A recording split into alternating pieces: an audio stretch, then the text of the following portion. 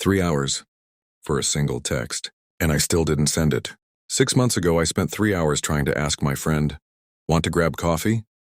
I rewrote it 17 times and never hit send. That's when I realized I wasn't living. I was just existing, stuck in a fog where even the smallest decision felt impossible.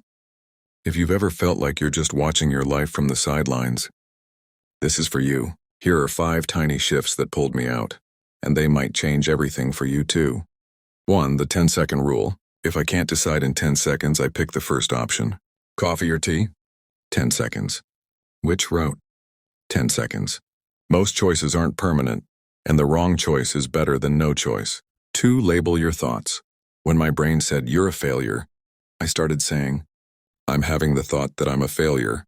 Suddenly my thoughts lost their power. For a 5-minute connection, I avoided people when I felt low. Then I started giving just 5 minutes to one person a day a text. A short call, even a meme. It rebuilt my connections without draining me. 4. Make it easy. Stop asking, "How do I make this perfect?" Instead ask, "What would this look like if it were easy?" Then do that. 5. Celebrate small wins. Drank water. Win. Went for a walk.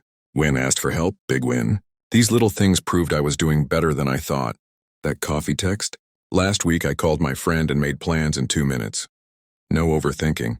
Bad days still happen, but now they're just days, not my whole life. Pick the one shift that feels hardest. Try it for 3 days.